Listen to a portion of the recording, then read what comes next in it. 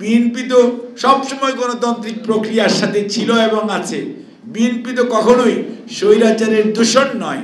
যত দ্রুততার সঙ্গে আপনি জনগণের প্রতিনিধির হাতে ক্ষমতা ফেরত দেওয়ার ব্যবস্থা করবেন, তত দ্রুত বিশৃঙ্খলা দূর হবে, ষড়যন্ত্র দূর হবে।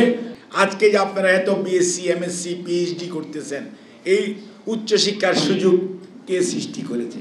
কারা করেছে? কাজেই মনে রাখতে হবে, দেশ পুনর্গঠনে আপনাদের যেমন ভূমিকা রয়েছে এবং দেশের মানুষের আর্তপীড়িত মানুষ যখন হাসপাতালে আসে তাদেরকে সেবা দেওয়ার জন্য যেমন আপনাদের কাজ, ঠিক একইভাবে দেশ কিভাবে চলবে সেই জন্য ভূমিকা রাখা, সেটাও কিন্তু আপনাদের দায়িত্ব। কারণ আপনারাও এদেশের নাগরিক, আপনারও এক ভোট, আমারও এক ভোট।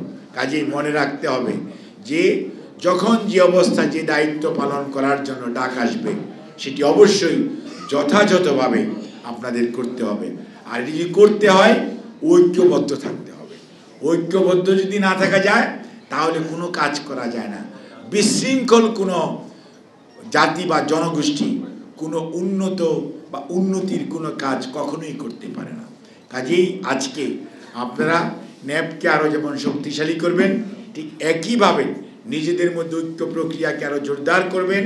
সেই সাথে মনে রাখতে হবে আজকে দেশের বিরুদ্ধে, দেশের গণতন্ত্রের বিরুদ্ধে, মানবাধিকারের বিরুদ্ধে, দেশের অর্থনীতি যেভাবে লুটপাট হয়েছে তার প্রতিকারের জন্য, অর্থাৎ টাকাগুলো ফেরত আনতে হবে।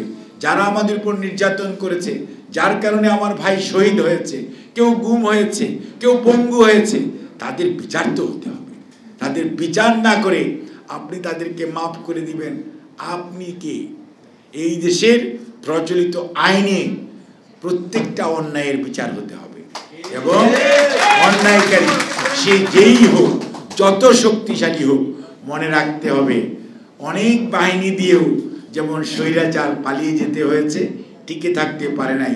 কাজেই অন্যায়কারী নিজে আপাতত মনে করতে পারে যে আমি খুব শক্তিশালী, কিন্তু আপনারা আমরা যদি সজাগ থাকি, দেশের মানুষ যদি সচেতন থাকে, অন্যায়কারীরা কোনো অবস্থাতেই পার পাবে বলে আমার মনে হয় না।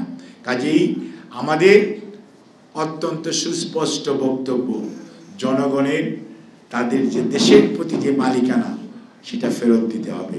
গণতন্ত্র তার জায়গায়, অর্থাৎ তার দায়িত্ব জায়গায় থাকতে হবে। অর্থাৎ মানুষ সঠিকভাবে স্বাধীনভাবে চিন্তা করবে তার ভোট কাকে দিবে, কে দেশ শাসন করবে, এটি জনগণ সিদ্ধান্ত নেবে। সংস্কার অবশ্যই হবে। সংস্কার করতে হলে সংস্কার জন আকাঙ্ক্ষার বাস্তবায়নই হচ্ছে সংবিধান, জন আকাঙ্ক্ষার প্রতিফলনই হচ্ছে সংবিধান। সেটা কে করবে? জনপ্রতিনিধিরা করবে।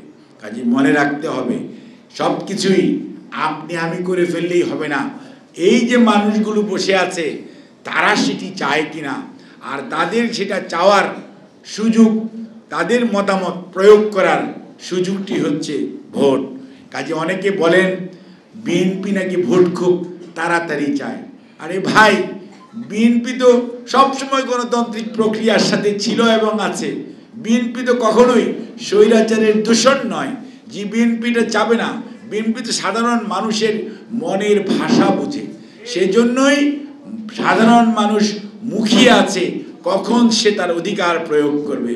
সেজন্যই বিএনপি বলে যত দ্রুততম সময়ের মধ্যে নির্বাচন সম্পর্কিত যে সমস্ত প্রতিষ্ঠানগুলো ধ্বংস করে দেওয়া হয়ে গেছে সেগুলো পুনর্গঠন করে এবং সেগুলোর প্রয়োজনীয় সংস্কার করে যত দ্রুততার সঙ্গে আপনি জনগণের প্রতিনিধির হাতে ক্ষমতা ফেরত দেওয়ার ব্যবস্থা করবেন, তত দ্রুত বিশৃঙ্খলা দূর হবে, ষড়যন্ত্র দূর হবে, দেশ সামনের দিকে এগিয়ে যাবে।